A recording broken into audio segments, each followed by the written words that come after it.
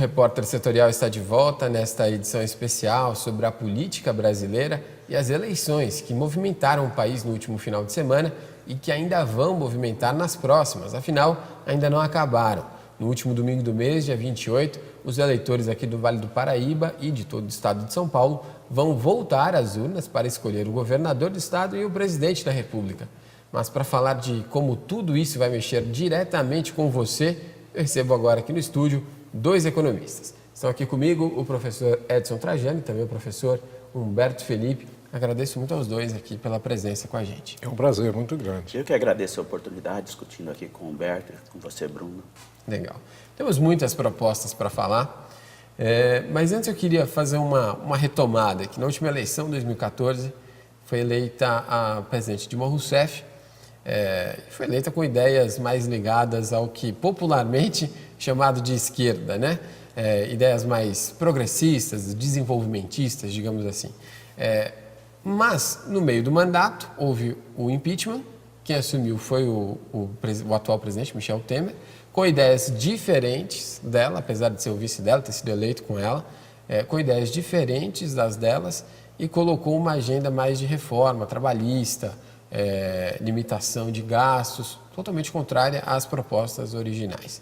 Agora, nessa eleição, o que a gente vê é um cenário diferente. O candidato que está à frente, que ficou à frente no resultado do primeiro turno e que está à frente nas pesquisas, é um candidato realmente mais ligado à direita, né? Mais liberal, com ideias, principalmente para a economia, mais liberais. Queria saber, houve uma mudança nas necessidades do país nesses 4 anos ou as ideias da população é que mudaram? Professor, pode começar. Então, primeiro eu queria fazer um comentário, Bruno, que nós precisamos ter um pouco de cuidado quando falamos direita e esquerda no Brasil, né? Porque direita mesmo nós não temos, né? Se nós compararmos com um país como os Estados Unidos, né? Nós temos pessoas que têm uma tendência à direita, mas o que aconteceu em relação ao governo Dilma, essa transição, né, traumática de governo Dilma e governo Temer, é que houve uma perda de sustentação política. E essa sustentação política, no meu entendimento, é que trouxe dificuldades para o governo Temer. E agora nós estamos diante de 2 propostas diferentes, mas que não estão explicitadas. E tem uma razão de ser para isso, né? Os candidatos, eles sabem que vão ter que fazer reformas profundas, reformas que não vão agradar ou não serão do agrado, né, da maioria da população, e eles têm medo de explicitar isso. E por que tem medo de explicitar? Porque desagradar o eleitor é perder voto. É importante destacar isso que o Humberto colocou. Nós temos que pensar aqui nesse debate direita-esquerda, mas mais do que isso, a questão liberal ou comunista, entre aspas.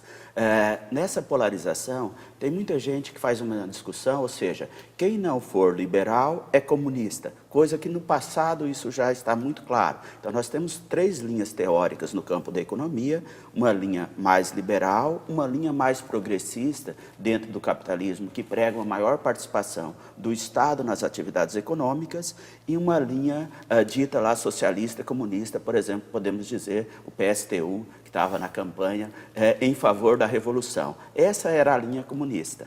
Essa linha já ficou fora, não teve nem 0,1%. Então, nós estamos discutindo aqui todas as propostas dentro do sistema capitalista, foram essas 2 que passaram para frente. Então, a proposta comunista já foi deixada de lado. E outro aspecto, que aqueles que fizeram propostas no campo econômico mais consistentes, ficaram no primeiro turno.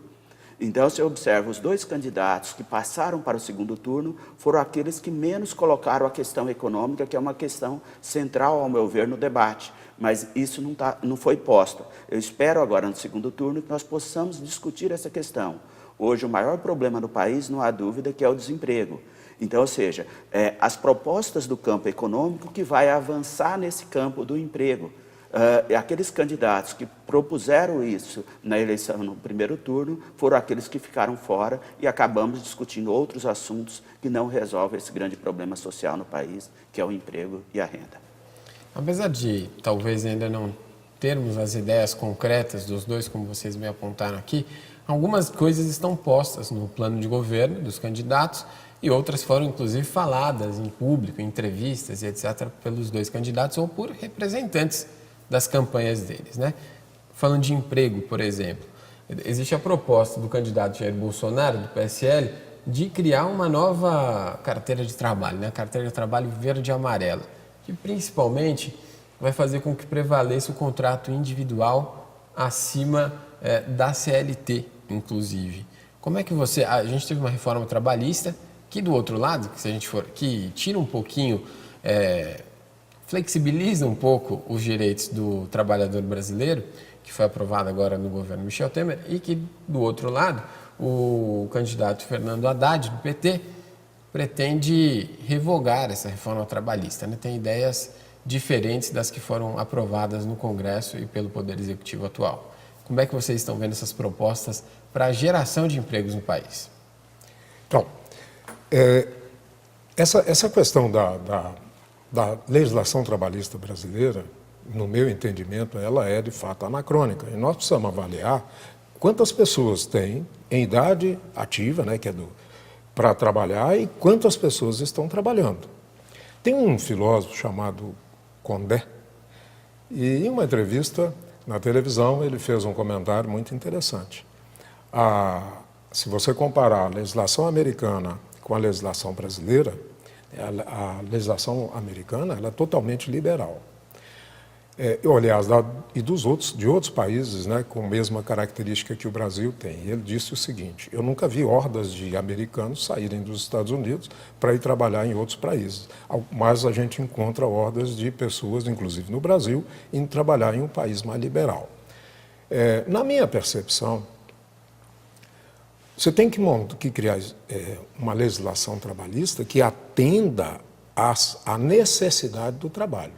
A legislação nossa, ela fortalece aquelas pessoas, né, que estão trabalhando, oferece uma série de vantagens e benefícios para quem está trabalhando, mas não cria mecanismos que permitam que quem está fora do mercado de trabalho ingresse. Então, vou dar um exemplo, né?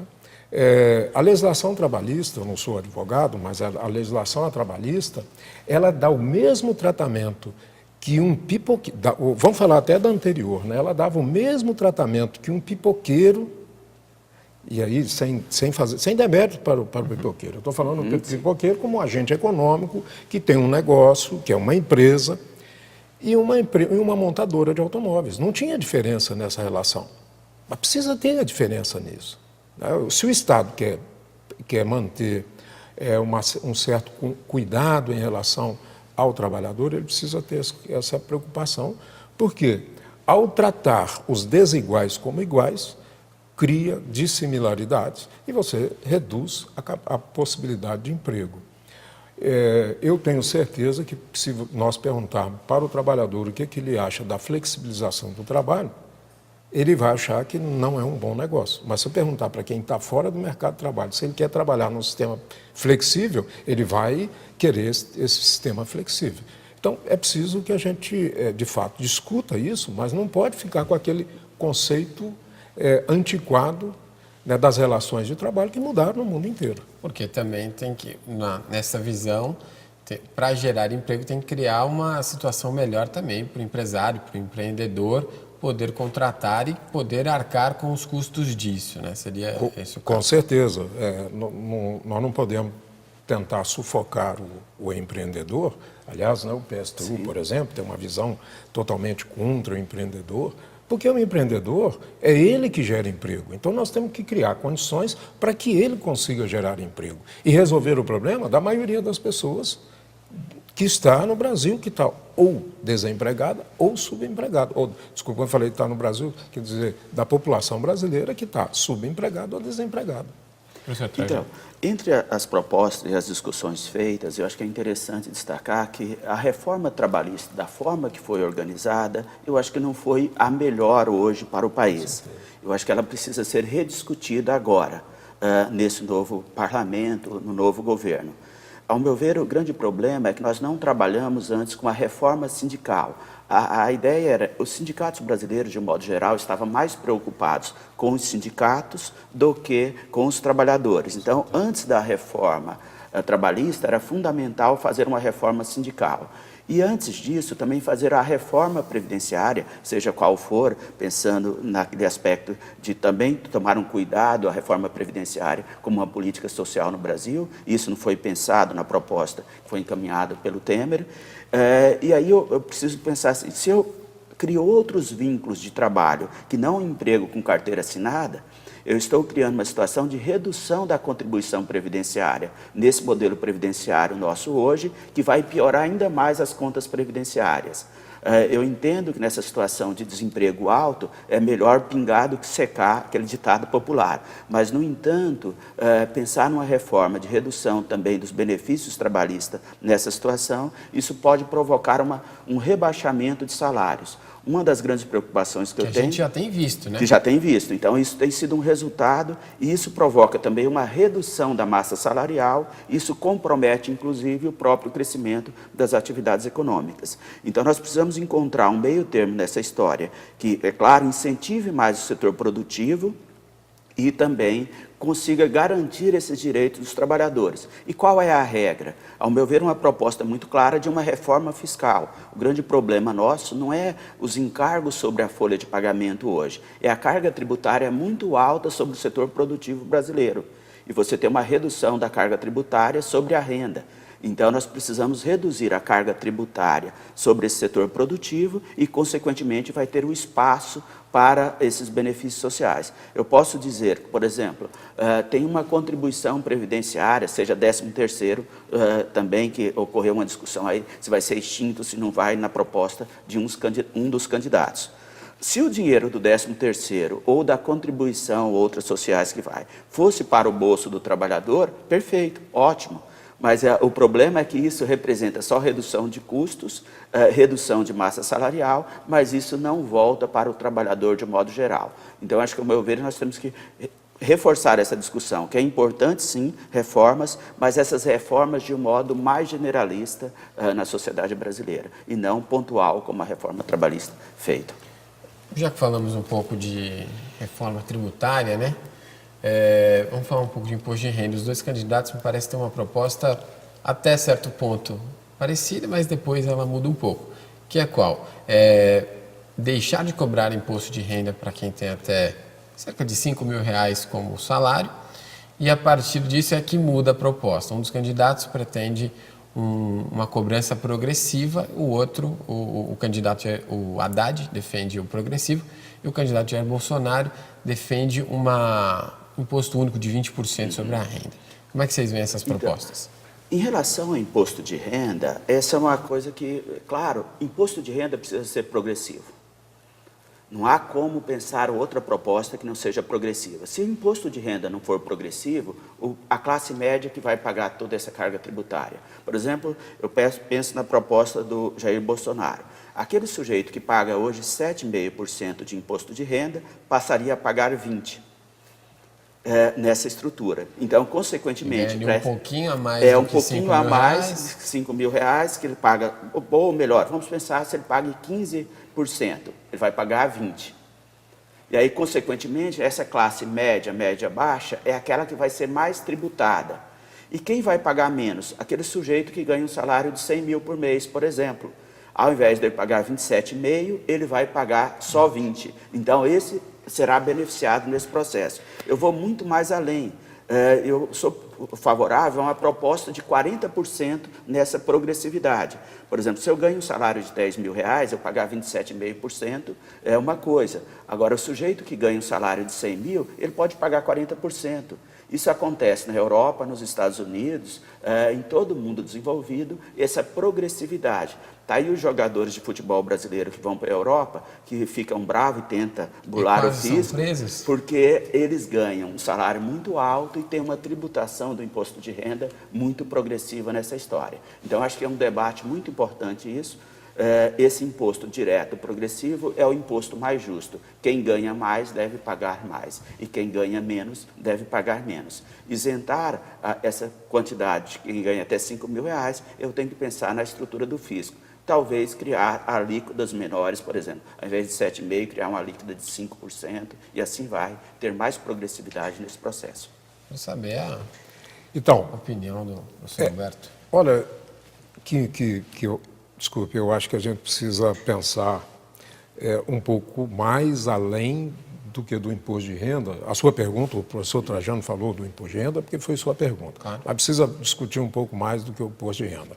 O Brasil tem um sistema, nós precisamos urgentemente de uma reforma tributária. O Brasil tem um sistema tributário regressivo e esse sistema tributário regressivo significa que as pessoas que ganham menos pagam mais impostos. Mas então nós precisamos mudar isso. Só que mexer no sistema tributário não é uma coisa tão simples como dar uma canetada, porque você tem toda uma de emenda constitucional. Mas tem uma necessidade de sustentação do Estado. Então isso vai ter que ser feito de uma maneira progressiva, mas nós precisamos fazer urgentemente uma reforma trabalhista. Tributária. E alguma ideia te agrada? Dessas aí? Exemplo, Não. O Haddad tem uma proposta de criar o IVA, né? Substituindo 5 impostos. O Bolsonaro chegou a falar-se de uma recriação da CPMF, que depois o Bolsonaro falou que não vai ser feito isso, mas o Bolsonaro tem, junto com ele, o Paulo Guedes, que é da Escola de Chicago, tão famosa, e que tem ideias mais liberais e que talvez vá nessa linha. O que o senhor acha? Olha, assim, CPMF é um imposto que contribui ainda mais para a regressividade. Então, não é um imposto adequado. Não é o caso. Não é o caso. É preciso que tenha um meio termo entre proposta dos dois lados. É preciso ter um meio termo. Mas é preciso também fazer uma boa avaliação, né, do que, de fato, nós temos hoje, da necessidade que o governo vai ter, porque nós estamos num descontrole total das finanças públicas, do orçamento público. Então, precisa fazer uma avaliação e criar um sistema que ele seja de transição lenta, mas que vá transformando o nosso sistema de um sistema regressivo para um progressivo. É a ideia que o professor falou. Então, é de reduzir os impostos de quem ganha menos e começar a tributar um pouco mais as pessoas que ganham mais. E precisa lembrar também que esse sistema que nós temos é um sistema maluco. O pessoal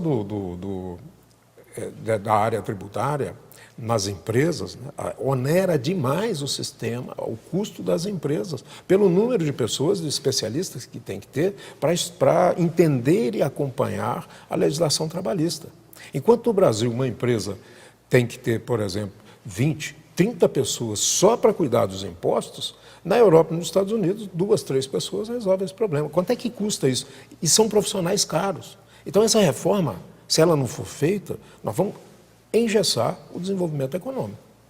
E para finalizar, a gente já está chegando ao fim do programa, mas tem um assunto muito importante, que é a PEC do teto de gastos, que limita os gastos públicos pelos próximos 20 anos, que foi implementada agora no governo Temer e que, na proposta do candidato Haddad, é de revogar. O Bolsonaro ainda não se manifestou tão claramente sobre isso. Queria saber a opinião de vocês sobre isso. Então, é preciso que exista um limite do gasto público. Então, se a PEC é boa, ruim, da maneira como foi colocada, eu não vou discutir, mas que precisa ter uma limitação, precisa. E o que o próximo presidente vai ter que fazer é reduzir o tamanho do Estado. O Estado nosso virou um mastodonte, onera a sociedade, faz com que os impostos se tornem ruins para a sociedade, não só ruins, né, mas são injustos para a sociedade, porque o Estado não cumpre o seu papel e está muito onerado. Em relação à PEC do teto dos gastos públicos, não há dúvida que, ao meu ver, precisa ser revisto essa proposta. É importante o equilíbrio das contas públicas, mas mais do que isso, eu tenho que pensar, por exemplo, nos próximos 20 anos, eu vou congelar gastos, por exemplo, na área de segurança pública, que está extremamente difícil, saúde e educação e investimento. ou seja, são as despesas discricionárias. Só vamos aumentar essas despesas de acordo com a inflação. Eu gosto muito da proposta que foi apresentada pelo candidato Ciro, que foi o derrotado, ou seja, que as despesas cresçam na mesma proporção que o crescimento do PIB. Então, se ocorre um crescimento no PIB, ou seja, aumentou o tamanho do bolo, eu posso aumentar proporcionalmente as despesas nos vários setores de atividade. Isso não é a proposta que foi aprovada pelo Congresso Nacional. Por exemplo, Jair Bolsonaro propõe uma melhora na segurança pública. Não há dúvida que isso depende de mais recursos para a segurança pública. E como ele vai fazer isso com a PEC do teto dos gastos públicos? Não há dinheiro para fazer esse investimento maior em segurança, a menos que você trabalhe com a segurança privada. E não é esse o papel do Estado, é dar segurança aos cidadãos. Não é cada um vai resolver o seu problema nesse processo de armamento da população. Então é importante destacar que a PEC, do jeito que está, dificulta o processo de gestão em todas as áreas no país. Professor Trajano, professor Humberto, muito obrigado pela presença dos dois aqui. Eu agradeço imensamente, sei que foi muito útil para todos os nossos telespectadores. Foi um prazer. Obrigado. O Repórter Setorial de hoje chega ao fim. Eu agradeço também a você que nos assistiu, pela atenção, pela audiência. Nós voltamos amanhã. Até lá.